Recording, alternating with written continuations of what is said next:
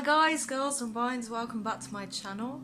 I'm about to read chapter 5 and 6 of Nexus book 1, my debut dark fantasy adventure book.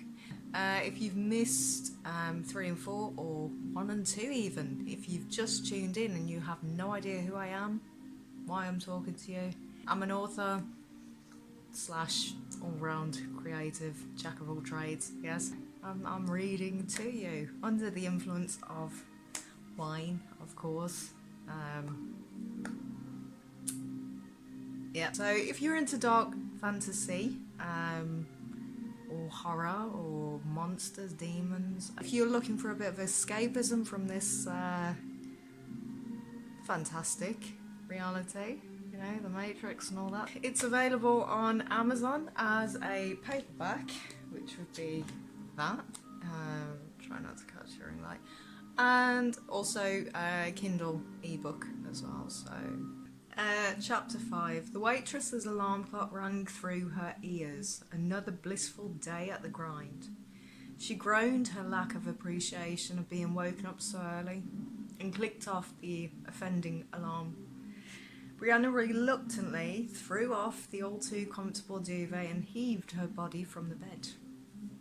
The one-bedroom apartment held a chill to it that morning as she padded across the floorboards. Worn clothes were cast around the lounge and the curtains had been left unopened for days. The sink held a week's worth of plates and cutlery. Brianna wasn't a messy person by any means, but the long hours she worked quickly saw her home fall into disarray. Brianna's hand fell onto her beloved coffee machine. She flicked it on, letting out a loud drawn-out yawn, and folded her arms across her chest to combat against the cold. It was weird that she couldn't remember her dream. It had left her feeling completely exhausted. Her bus ride to work was uneventful. The same patrons sat in the same seats that they claimed every day, each of them on their way to some kind of unwanted, mundane job. Brianna mumbled her thanks to the driver as she met her bus stop. It was a block away from the diner, but it was as near as she could get by public transport.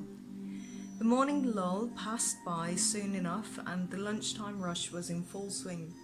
Brianna was gathering the last bits of cutlery and condiments from a recently abandoned table when a splodge of ketchup squashed against her hand as she reached for the disused napkin. It was moments like these that Brianna often thought about quitting. As much as she thought about it, she never did, however. The waitress knew this time would be no different, choosing instead to wipe the red sauce from her hand using the dirty napkin and rolled her eyes. As she turned around to discard the rubbish, an elderly woman knocked a bowl of soup from her table and it clattered onto the floor. Brianna took a breath before she decided to examine the mess.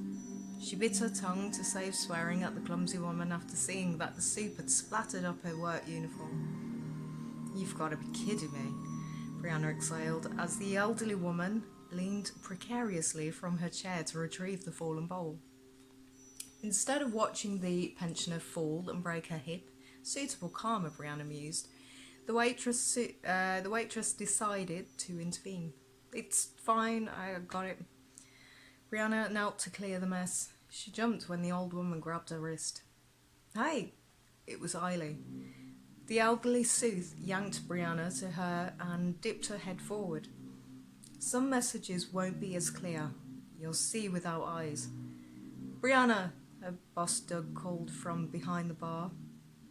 "Brianna!" Aiden spoke. Brianna slowly sat up in the cart, slightly disorientated even. Words. "Finally! You've been asleep for a couple of days." Cara handed Brianna the flask of water and she courteously accepted it. The horse and cart rocked along the lumpy track of road that wound around the farmlands. After taking a long swig from the flask, Brianna had to double take. "Didn't we abandon him at Marnus?" Brianna nodded to the horse as she handed the bottle back to Cara. "Different horse," Aiden said. They left the horse and cart with the farmer they had commandeered the first horse from, explaining the upgrade was beneficial to him. Once again, Brianna sympathised with the poor man. He stuttered his bewildered thanks, slammed his door shut, and cautiously watched from his window until the trio had left his land. The morning skies were tinged with pink and red hues, and the air seemed pregnant as if it knew of a secret. Something was amiss. Nevertheless, they trekked over the wild grasslands. Eileen's cottage came into view as the party emerged from the surrounding woods. Hopefully Eileen's already brewing some mint tea, Aidan said. As they approached the sage's quaint home, they saw that the door was barely hanging on its hinges. Cara charged forward. Cara, wait, Aidan called. He and Brianna entered a little more cautiously. The cottage lay in ruins. Furniture sat decimated along with every other breakable in the home. It was clear there had been some kind of a struggle. Asmodeus? Aidan quietly asked Cara. I don't know. But how did they find... What are we supposed to do now? We have no idea where we're supposed to... I don't know. Cara sat dejectedly on the stairs, shaking her head. Eiley was their guide, the only person who held any answers for them, and it was then that Brianna saw something in Cara she had never seen before. The strong, stoic woman was lost. It took Brianna by surprise. Brianna's mind suddenly snapped to her dream. Eiley's stern voice sounded in her head and spilled from her lips. You'll see without eyes. What? Aidan looked at her. Brianna, what is it? Cara rose steadily from her seat. Brianna seemed to gravitate towards the fireplace. She nervously looked at the mantelpiece, feeling the need to reach out for it. Her fingers floated through the air and stopped a few centimetres away. She steadied her breath, intuitively closed her eyes, and finally placed her palm flat against the oak. Eiley was shoved out of her chair by a tall, thin man. His clothes held a regal quality to them. It was Chamberlain. He abruptly pulled the chair towards himself and sat down with orchestrated movements. His gregarious guards searched the cottage from top to bottom with complete disregard for destroying anything that obstructed their path. Why must you make this difficult, witch? Chamberlain removed his blue velveteen gloves. Eiley crawled into an upright position and glowered at the shrewd commander. Chamberlain met her gaze with fervour. His hand shot out and grabbed Eiley's jaw. His fingers squeezed her cheeks fiercely. Do not try and curse me. Eiley pulled her face away and smirked. Your paranoia is enough of a curse on its own, Chamberlain. I need not lift a finger. Tell me where my signum is. Chamberlain booted Eiley. Brianna winced as she felt the force of the kick. Cara and Aidan could only wait patiently while Brianna resumed her meditation. You're not worthy to speak its name, Eiley spat on Chamberlain's boots. Chamberlain's eyes twitched as he looked at the old hag's spit on his boot, his lip curling in disgust.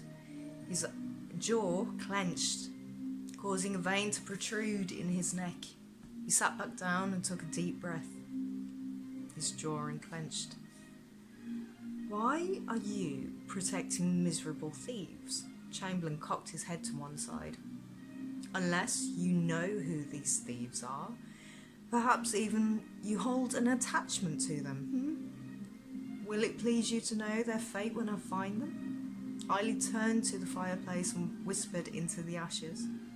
Find he who rules the floor realm wildies. Brianna's eyes flew open. She understood that Eiley had spoken directly to her through the recalled memory. The sage had anticipated their return and knew Brianna would be able to see her message with the unlocked Veritas. Brianna took a deep breath and turned to her waiting guards. What is it? Cara took a questioning step forward. Do you know where to find the green man? Rain pelted the earth and the wind became an accomplice to its cruel onslaught. Brianna pulled the drenched hood of her cloak as far as it would go to shield her face from the incessant downpour. It was almost impossible to differentiate between day and night as they walked through the fields. Everything fell to a monotone wash of grey and black. A brief moment of worry danced over her spine, wondering if, by some nightmarish mishap, they had somehow found themselves back on Freda. Each weighty step slowly took them further through the waterlogged meadows until they came across a large hill. Curses and grunts fell from their mouths as their feet struggled to find traction. They had no choice but to resort to excruciatingly crawling on their hands and knees. Their soft clothes and possessions grew heavy and added an increasingly cumbersome weight against their every movement they made. Cara lifted her head, and through the silver curtains that encompassed them, a ruined castle rose on the headland. There! Thank the elders, Aidan said. The castle had lain abandoned for an unprecedented number of years. Aidan couldn't recall any tales or legends about such a castle beyond the farmlands, so its history and name was a mystery even to him. They trudged into what was once the great hall, the large flagstones half buried under moss and dirt. The rain spilled through where the rotted ceiling had given way. Let's hope the upstairs doesn't match the downstairs, Brianna joked. Aidan was the only one to welcome the light-heartedness and patted Brianna's shoulder in appreciation. They ventured up the uneven steps, fully aware that the whetstone created a treacherous clamber. Aidan led the women over the warped floorboards. His foot tapped out nervously as he tried to map out a safe route for them. It was dark in the castle, and what little light tapered in only came from the cloud-covered moon outside. Once they had crossed the hazardous floor, Cara pushed open the door and discovered what had once been a bedroom. The floor was a lot drier than that of the corridor. A four-poster bed, despite the signs of mould, stood intact, and a dusty fireplace sat to the side. Rain still managed to find its way in via the missing window, but it was less in comparison to that which lay outside. They all silently agreed this was the best place to rest, until the harsh weather outside eased up. Aidan broke out his axe and with little difficulty chopped up the surrounding furniture. Brianna sniffled and removed her sock cloak to hang it on one of the bedposts. Cara pulled back the dirty sheets from the bed to reveal an equally deplorable mattress. Stains marred the cloth and a cluster of bugs began to scarper aimlessly, having lost their cover.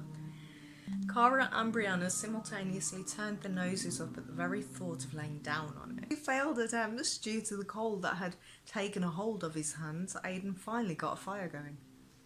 It was smoky as a result of the damp wood and disused chimney, but it was still welcomed.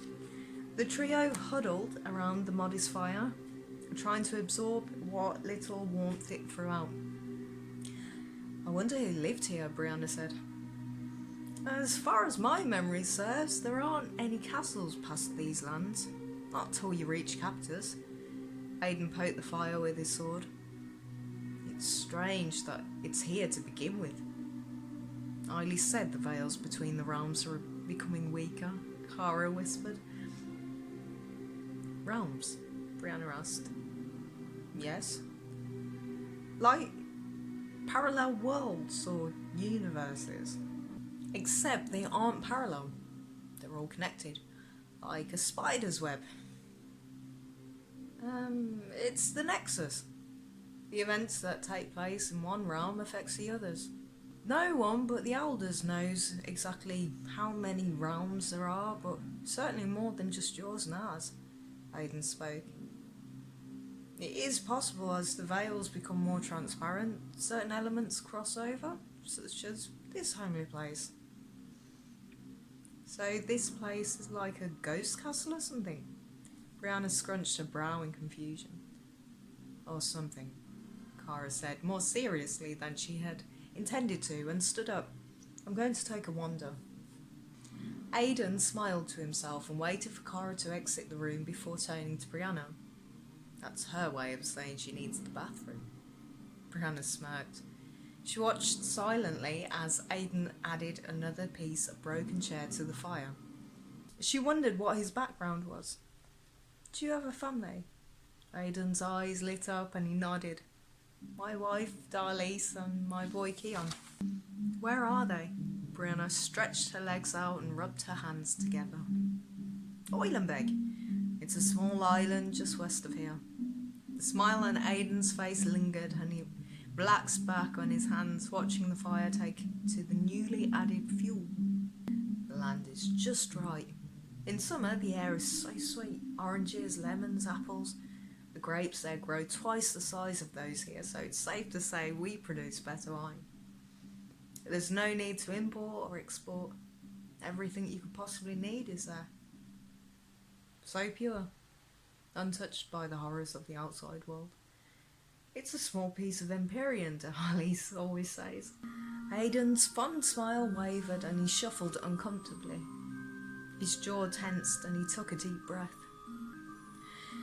I pray the elders will keep it that way. Cara pulled up her leather pants. She had been unable to find a toilet, so instead found an unused stairwell in one of the turrets to relieve her bladder. As she turned to venture back up the winding staircase, a series of small tapping sounds caught her attention. She froze and held her breath. Her hand reached for her sword, carefully and slowly. When her fingers had securely wrapped around the handle, she spun on her heel with cat-like reflexes and drew her weapon. Her breath caught in her throat on discovering a large brown rat scurrying along the wall. A sigh of relief washed over Cara, and she kicked her foot to scare the vermin off. The rat squeaked in response, but wasted no time in escaping with its life intact. Cara sheathed her sword, relaxing once again, and began to fasten the baldric around her hips. She took a few steps, intending to rejoin her companions, but once again froze in place. Meeting her at eye level, about 6 steps up from where she stood, was a tiny figure. This was slightly bigger than that of the rat, and resembled a very small man. He was dressed in a set of matching fallow trousers, boots, shirt, and a black waistcoat. His murky outfit finished by a grubby red hat that capped his head. He clasped his hands behind his back and tilted his head towards the ground, which created hollow shadows across his face. With careless observation, he might have been deemed cute. Moments passed. Neither Cara nor the strange little creature had moved. Cara could clearly hear the rain as it continued to pour outside, but that seemed to take a back seat to the harsh, wheezy breaths that spilled from the red-capped gnome. The gnome leaped at Cara and latched itself to her neck. He grinned when Cara desperately began to pull at him, and he dug his sharp, pin-like nails deeper into her flesh. Boom. Cara screamed as the red cap bit her throat. Shit! Cara yanked the hideous pint-sized fiend away and threw him down the stairs. Her hand covered the pulsing bite wound and she inspected the blood that trickled down her wrist. 2 gnomes sprang at her and she stumbled backward. You can't kill a redcap, me dear, the redcaps yelled in unison. Cara managed to punch one mid-air and caught the other before it had a chance to latch onto her chest. The redcap, in her grasp, laughed maniacally and bit the skin between her thumb and index finger. Cara yelled and she flung the redcap against the adjacent wall. The little man split in 2 against the stone and both pieces of him landed with a splat. A few seconds later, he and his twin had spontaneously cloned themselves. Cara was now faced with 4 identical critters and they were far from being sweet. Get her, lads! Aidan and Brianna watched the fire contentedly. The gentle crackling created a calm ambience that they happily basked in. It was short-lived, however. A series of loud thuds filled the corridor outside the room, followed by a series of high-pitched squeaks. What the hell is that? Aidan! The 2 raced over to the door on hearing Cara's panicked voice. Aidan blindly ran out into the corridor and saw Kara covered in 5 redcaps.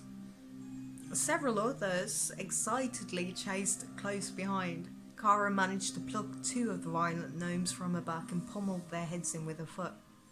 What are they? Aidan battered one with the head of his axe as it jumped at his face. Newly duplicated redcap dusted his pants off when he stood up and tapped on Aidan's boot. Aidan looked down wide-eyed as the little man took a bow. "Where are the redcaps, me boy?" Aidan unconsciously nodded in response.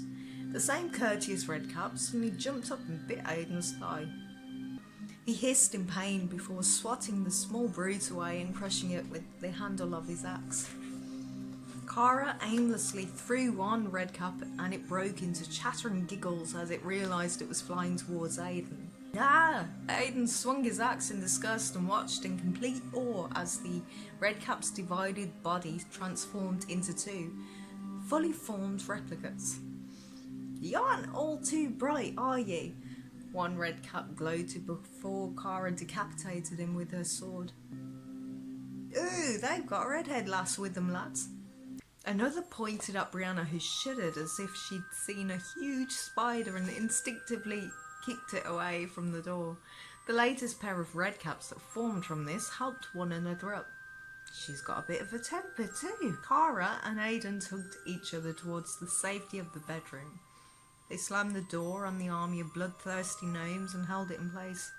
The redcaps piled themselves against the door, trying their best to break it down. Their combined force became a match strength for Aidan and Kara. "You saw that, right? You saw that?" Kara shouted in horror. "I wish I hadn't," Aidan said. "Hello? Let us in. We only want you dead." The redcaps giggled wildly and continued their pounding against the door. Aidan and Kara struggled to keep the barricade. Brianna relieved Aidan of his axe so he could use both hands to push against the splintered door that grated his skin. "How do we stop them?" Kara turned her body and forced her back against the wood. Bites and cuts littered her face, neck and hands. Aidan's gaze shifted up and to the right. He muttered to himself, "Myths, legends, songs. The moon! The moon? The moon does shine!"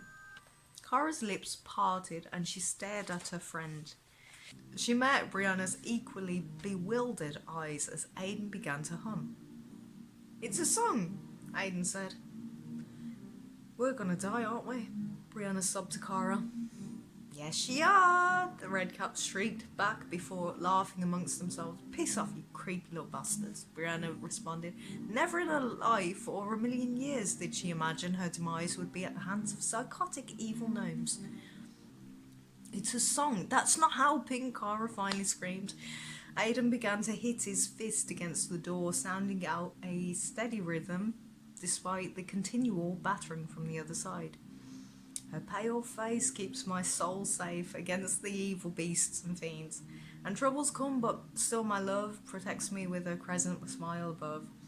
Aidan's drumming became louder. "I will not shed a single tear. Her song does chase away my fears, and all the while keeps death at bay. The moon does shine from night till day." The corridor fell silent. It took a good 5 minutes before Brianna could even open her eyes, and when she did it was in alarm as Aidan and Kara stepped away from their blockade. Their bodies were tense, preened for a sudden intrusion of redcaps. They waited for a sound, waited for another wave of determined hammering. Nothing. Aidan shakily reached for the door handle. Kara and Brianna braced their weapons in their hands. They weren't going to be caught off guard by the hideous gremlins. The lock clicked open. Aidan flinched and jumped back as he snatched the door open. It squeaked on its hinges and slammed into the wall loudly, revealing a completely empty corridor. The redcaps had vanished. Kara and Brianna lowered the sword and axe and stared at Aidan. What? Where? How? How, more importantly, had Aidan known to sing an old folk song? "They're gone." Kara cautiously peered out of the room. It was half statement, half question. Thank God, Brianna let out a huge sigh of relief and all but collapsed to the floor. Aidan huffed and smiled to himself. He met the perplexed eyes of his longtime comrade and simply shrugged. Do you want to know the truth? Don't say you weren't sure that would work, Cara joked. Aidan opened his mouth to speak but stopped himself. Cara shook her head in disbelief, wondering how they had managed to escape imminent death on a panicked whim. Maybe the elders were on their side. Riley's teachings crashed forward, however. The elders don't take sides. They are neutral forces to mortal conflict. They each took turns to sleep that night. Eagerly awaiting the first light of day when it came, they gladly left that treacherous refuge, never once turning back.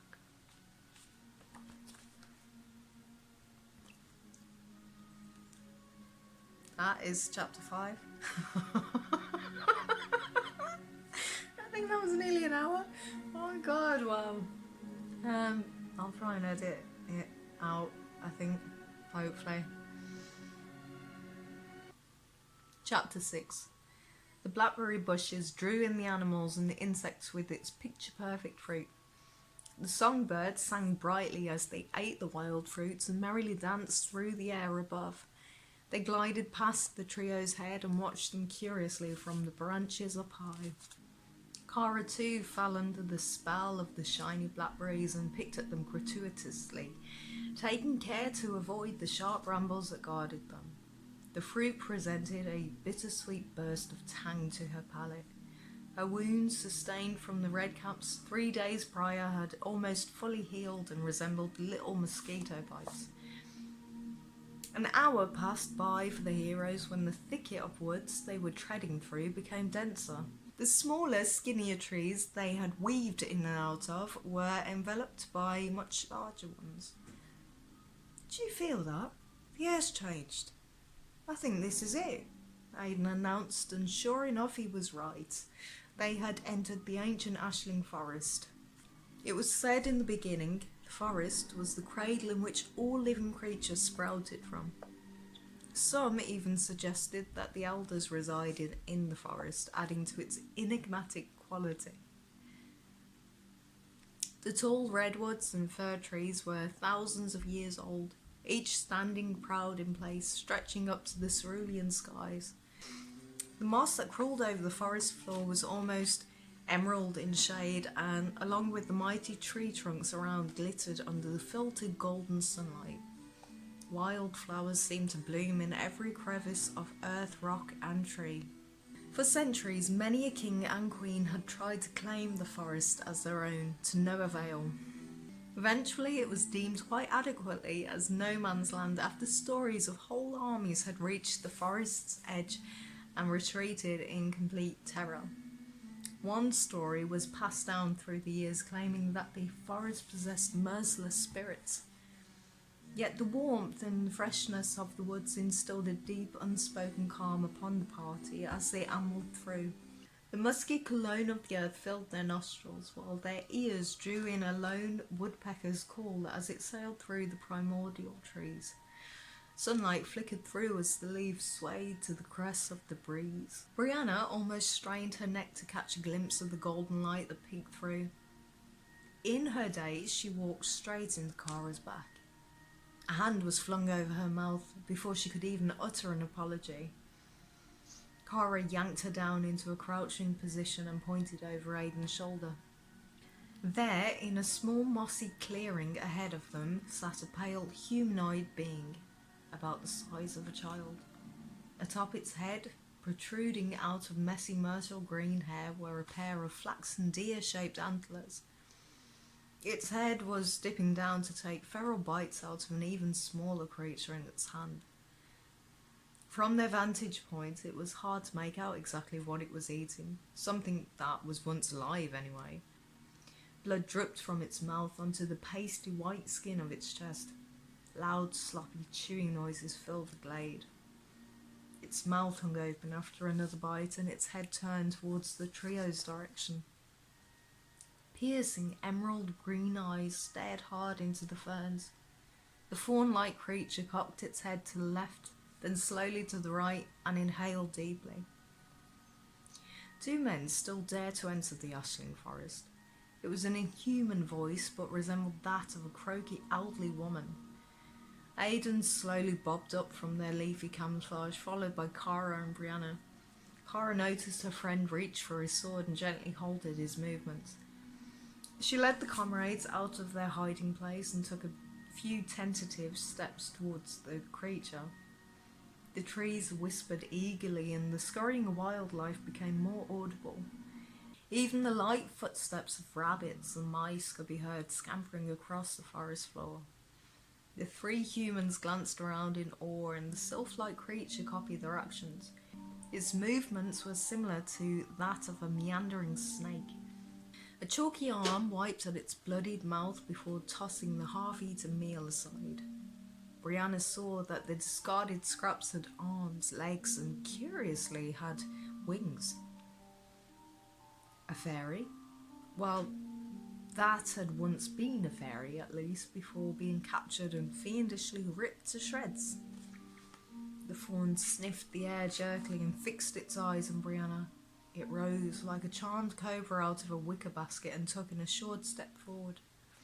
Aidan drew his sword despite Cara's best efforts to stop him.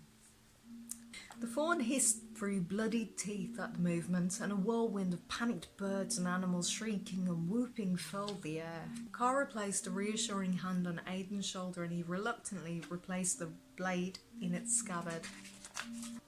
Do you know the fate of those who have the audacity to threaten a creature of the forest? The fawn snapped. We mean no harm, Cara said. The forest quietened down into its tranquil woodland melody again, and soon after that the fawn's harsh growling pants became slow and steady breaths. The fawn's eyes flitted between the three and once again stayed on Brianna. She had found the fawn's comment confusing, considering he, if it was a he, she thought, had just been sat eating another creature of the forest. Different laws for different creatures, perhaps. There were indeed special laws in place that governed the Ashling forest, laws that predated the birth of Thensera, similar to those of the animal kingdom. For that was entirely what the forest was, a kingdom governed by nature and not that of the conflicted man. Man always sought to tip the scales either towards justice or injustice. Nature simply was both chaos and order. Man tried to control and harness what he could not explain. Nature never needed to question the inherent ebb and flow of existence. There was nothing to understand. All was as it should be. Why have you come here? Cara took another bold step forward, which caused the agitated being to flinch. She held out her hands to show that she was unarmed. We seek the counsel of the Green Man. You assume he will help you because you have the Veritas. Cara remained unwavering. Yes. The forest bubbled up heavily and the branches swung violently above their heads, like that of a rowdy audience watching them from the stands of an organic coliseum. The curious entity crouched low to the mossy earth and growled as he swiftly turned on his heel and disappeared around a large tree. Their eyes scanned around anxiously. Man thinks he is king of all. The creature was perched on a high branch behind. Cara pivoted on the spot and held the fawn's piercing gaze. We represent the Order of Light. It is your master's duty to aid us if requested. This was the pact made between him and the Order at the dawn of the last age. If he fails to uphold the pact, he'll face the wrath of the Elders. The forest became a buzz, once again jeering at Cara's threatening tone. The fawn lunged at the petulant woman, and Aidan instinctively jumped forward to intercept the creature, but it had vanished before their eyes. You threatened he who poured the waters. He who exhaled the winds and made fertile the earth. The horned entity had reappeared and stood on a large boulder to their left. No, Just you. The fawn snarled and galloped on all fours towards the vexing brunette. His breath hit her face before he dispersed once again into thin air. A bodiless voice spun around them. When man was a babe, he soothed man's cries with milk and honey. I don't like this, Bruno whispered. Man turned his back on his father and mother and invited in the dark. Now he is expected to give man counsel again because of man's follies. Still your tongue, beastling, Aiden howled. Dark is man's heart for he questions all. Kara's patience grew thin and she spun around searching for the phantom creature. Enough with these games. Are you going to help or hinder our quest?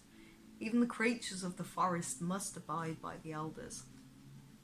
By some defiance of physics, the creature had re-emerged as a fully grown fawn. Its horns had doubled in size, and its wayward green hair now flowed neatly over its broad shoulders and chiselled torso. Aiden and Brianna recoiled in shock at the sight of the muscular creature. They both shared a glance, wondering if it was, in fact, the same taunting being that they had seen a few moments ago. The ivory fawn paced towards Kara and squared off with her stance. She barely came up to his chest, but still she challenged his formidable presence. Its voice was considerably deeper than before. Nick Porish does not impede on the oaths my master took. Take us to him. The fawn stepped back and curtsied. First, a test to your character must be made. A test? Aiden asked incredulously. He found both forms of the creature vexing and had to clench his fists to stop from reaching for his sword. A test. The fawn straightened up. Without warning, the being ran at lightning speed and scooped Brianna up with one of his toned arms before he hurtled off into the forest. No, help! Let me go! Kara and Aiden immediately took chase. Though they were no match for the fawn's supernatural speed, they flagged quickly and struggled to keep up with the sprightly beast. Brianna screamed when her captor took an unprecedented leap into the canopy above. Kara and Aiden fell into a clearing, scouring the treetops for their charge and the pale kidnapper. They saw only the dancing leaves of the taunting trees waving back at them. Unholy sprite, Aiden cursed. Kara held her hand up to silence her comrade and took an assured step towards one of the trees. I will be the first to spill its blood. Aiden drew his sword and ignored Kara's silent protests. Kara took note of the trees to the right and left of them. They were identical in width and height, and there, in the aged beige bark of each, lay the carving of a set of weighing scales.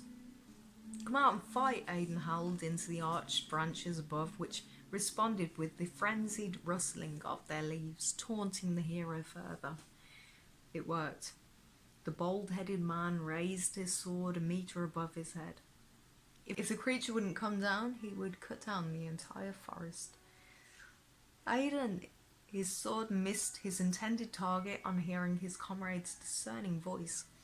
Kara began to unbuckle her baldric and placed it at the base of one of the trees. What are you doing? Aiden's brow furrowed sternly and his grip tightened round his sword. Leave down your sword and axe, Kara spoke calmly. Have you gone mad? That creature has taken Brianna. Aiden's eyes continued to scan the periphery. Trust me, Kara faced her friend. Her focused gaze quelled the rage in his. Aiden hesitantly followed the brunette's instructions. He carefully laid down all of his weapons and they walked out the clearing completely unarmed. Another heady glade lay less than 100 yards away, and they stepped over the small wildflowers that laced its edge. The forest became completely still. Nothing, not even the sounds of their breaths, were detectable. Do you still seek the master of nature?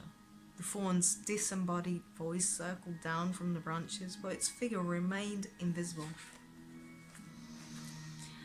Aidan was about to scream a string of profanities to the unseen creature, but Kara answered in his place. Yes. The spindly, bud-speckled branches came to life. They twisted in on themselves, mimicking outstretched hands, and between the gleaming leaves and bending twigs, they lowered Brianna's unconscious form safely to the moss-cushioned ground. Her guardians were at her side immediately. Their defences were called forth when a nearby shrub began to shake vigorously. The dark green bush moved from its placement and began to grow in height. The moving foliage took on the shape of a strong man. Everything from his skin to his clothes was a mixture of very distant flora. His beard was a trailing ivy, his hair resembled the roots of the trees that wrapped down his form into a mossy robe, and on top of his head sat a nest-like crown. In a bullish, earthy tone he spoke. The Nature King hears your call, dear mage, and shall fulfil the promise I made to the Order of Light. Brianna had awoken to the ushering sound of whispering panpipes. Her eyes fluttered open to find that she and her friends were sat at a large table. On closer inspection, she saw that it was a felled oak tree, and its surface was laden with the finest and most succulent forest fruits and food she had ever seen. Glad you could join us, the green man said with mirth. Whoa! Brianna nearly jumped out of her seat when she turned to face their host. Her eyes sought to find a man or some kind of creature simply wearing a costume, but she soon realised there were neither. This was, indeed, a walking, talking plant man. Burnt amber eyes simply smiled back at her. The Forest King sat on a beautifully woven chair of living vine. A black squirrel scaled the chair to sit quite comfortably on the green man's shoulder. We were discussing you. Aidan heartily drank his third cup of gooseberry wine and stole another piece of fruit from the mountain of food in front of them. The mysterious panpipes seemed to be playing themselves as they floated above the banquet. Discussing me? Brianna asked. Her initial shock had soon dissipated the more she stared at this affable being. The green man nodded in response and curtly pointed to the food. The Nature King has talked with your guardians all night, dear champion. You must know that the Veritas shall be unlocked in the land of ice. I thought we already unlocked it. Brianna turned questioningly to Kara, who was halfway through an apple. Eat, the green man instructed and smiled again. Kara swallowed thickly, realising Brianna was still waiting for an answer. You absorbed the Veritas, but... The green man rose from his seat, picking up a plate of food and walked around the table to Brianna. There is more to the Veritas than the gift of sight at best. Light and dark. Now eat, please. You will need your strength. Be merry in knowing that you are safe under my hand and indeed our forest. Very few men have not had the same privilege. He placed the food in front of her. Brianna began to pick at the sweetened fruit and watched as the green man stretched a vine-like hand to the floating panpipes above. He brought the wind instrument to his leafy mouth and began to play. The squirrel squeaked and steadied itself against the Nature King's face as he swayed from side to side to the melody. What happened to Eiley? Brianna asked. Kara averted her eyes and took a long, purposeful sip of her wine. Aidan copied his comrade's actions by picking up a sweet green apple to busy his mouth. The green man sounded a few bars of a wistful tune before returning to his living throne and finally addressed Brianna. Your journey will see you many an ache and many a battle. Loss and heartbreak are unfortunately woven into the very path you must tread, dear champion. Still, have faith in the light, even though it will undoubtedly seem scarce. Your grace shall be in never forgetting that you hold the power to illuminate the darkness. Keep true and steadfast in this. You can prevail, and you will surely have victory over the forces of Hallis. Brianna sat in complete awe of the sing-song tone of the Green Man. He cordially smiled once again and took to the panpipes in his hands. The three comrades continued to pick at the feast before them, trying to save the moment of complete safety and listen to the Nature King's music long into the night. The three heroes left the mystical Ashling Forest on the first glimpse of sunrise and followed the border between the lowlands of Bolton and the Ice Kingdom of Velas.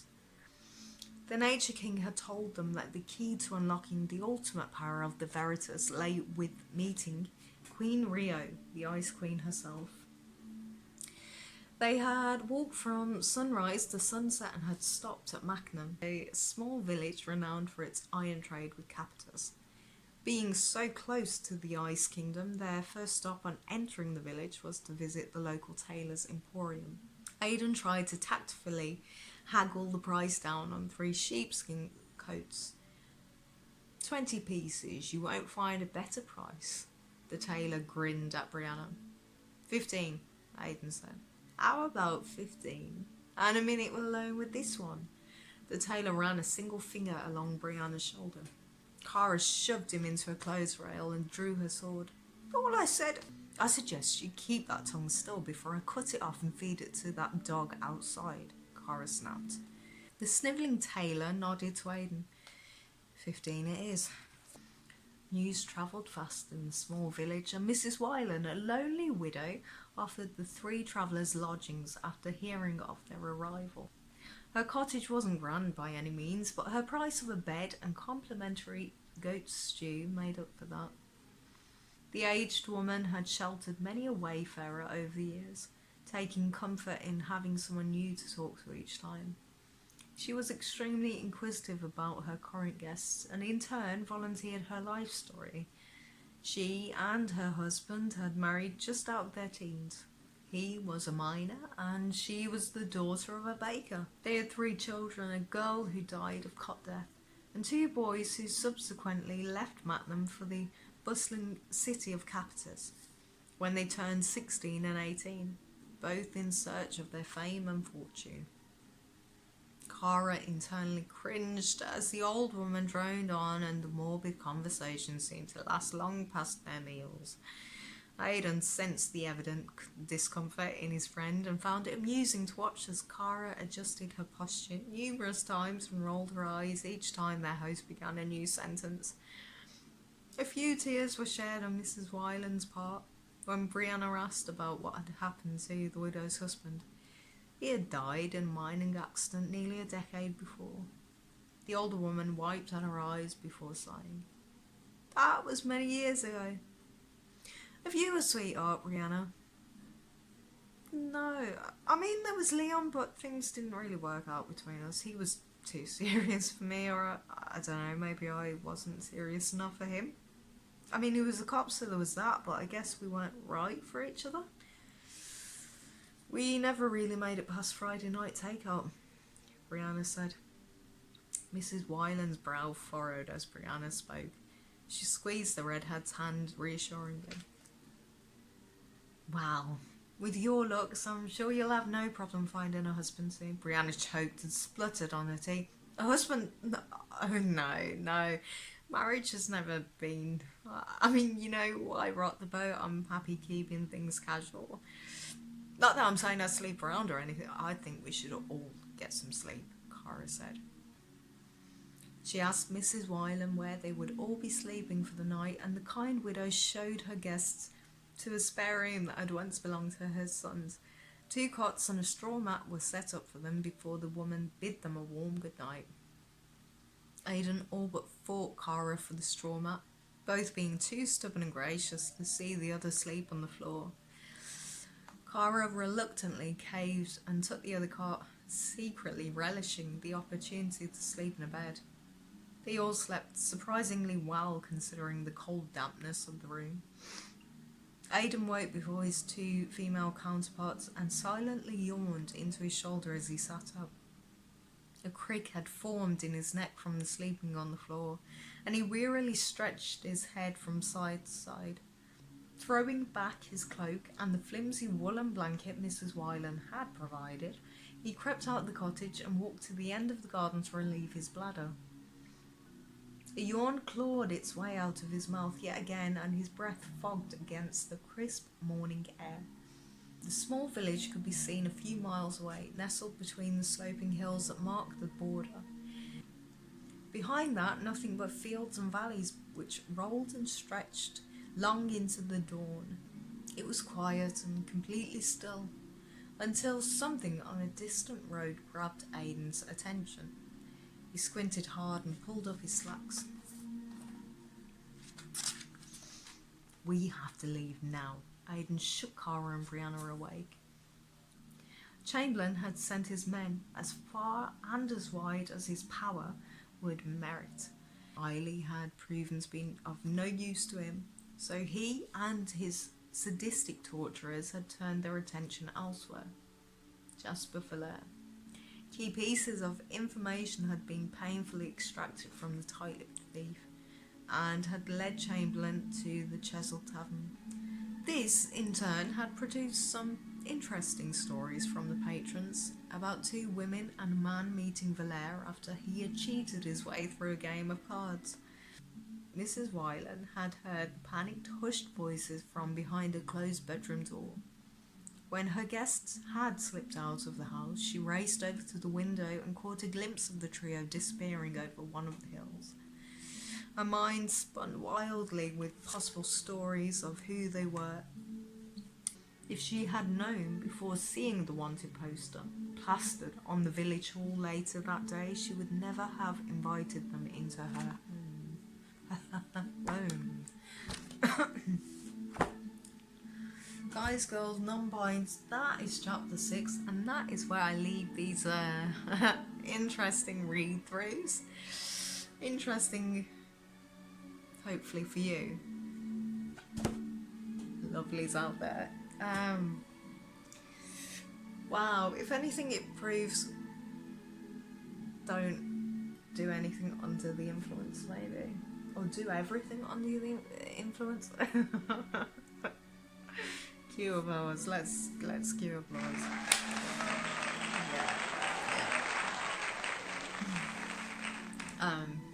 Yeah, do everything under the influence of wine. Get frustrated with yourself and push on through.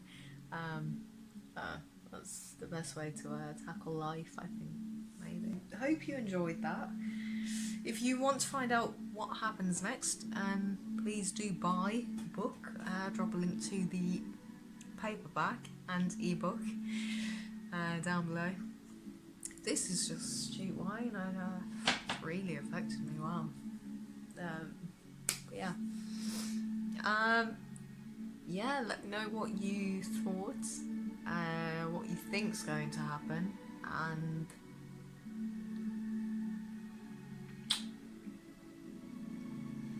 what didn't happen.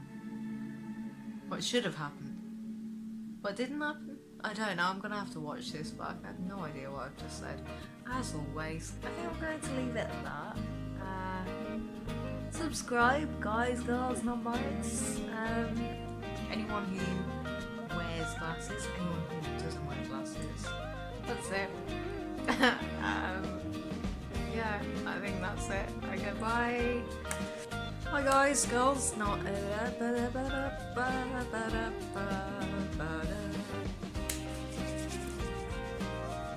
E-Grindy as a paperback, so neither Karen nor the strange little creature. Oh my god, I sound like I'm in swing top. She had been dreaming. She had been dreaming. Commandant. Him and dug his sharp pin like nail, and he dug his sharp pin like nail. The moon. The moon. Sound like Louis Armstrong. Where are they? Brianna, it's in my tongue.